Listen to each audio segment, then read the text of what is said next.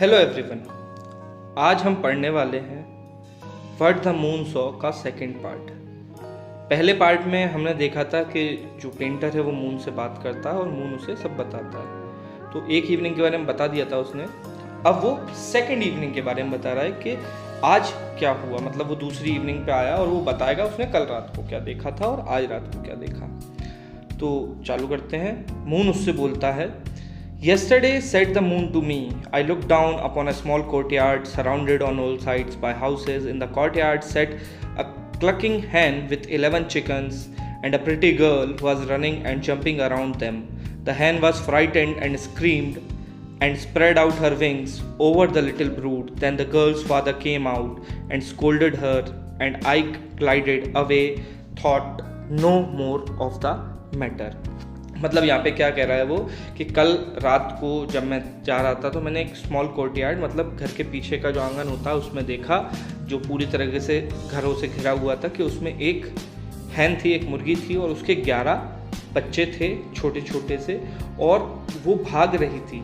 क्यों? उसके पीछे एक छोटी सी प्रिटी गर्ल भाग रही थी, दौड़ उचक रही थी, और जो हैन थी वो बहुत ज़्यादा डरी हुई थी।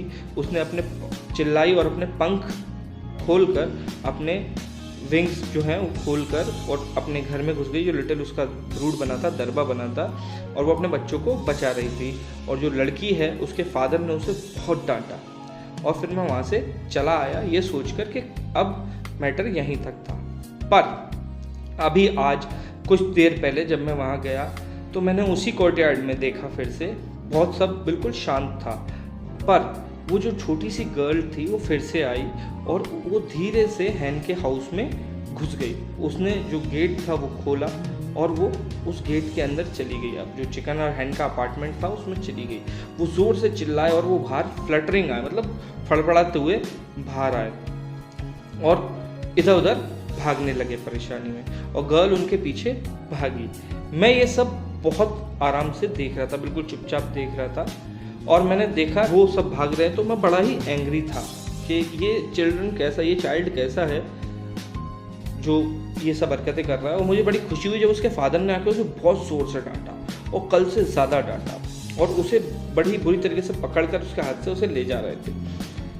पर उसकी आंखों, जो नीली सी आंखें थी, उसमें बड़े बड़े आंसू आ गए थे, लास्ट टीयर्स आ गए थे। और उसके जब पापा ने पूछा कि तुम यहाँ क्यों आए, तो उसने बोला कि मैं रोते रोते बोला कि मैं तो सिर्फ उनसे सॉरी बोलने आई थी, मैं उन्हें किस करने आई थी जिससे मेरे को माफ़ी मांग सकें, क्योंकि मैंने कल उन्हें डराया था, पर मैं आपसे बोलने से डरती थी।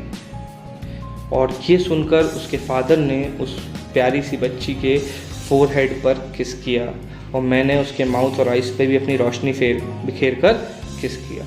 तो ये इसकी सेकंड इवनिंग की कहानी थी। वैसे ये कहानी बहुत लंबी चलती है क्योंकि इसमें थर्ड इवनिंग, फोर्थ इवनिंग, ऐसे बहुत सारी इवनिंग्स के बारे में बताया गया है, पर आपकी बुक में सिर्फ 2 इवनिंग का ही पार्ट दिया हुआ था, इसलिए वो 2 हम समझ चुके हैं। आई होप आपको अच्छे से समझ में आएगा।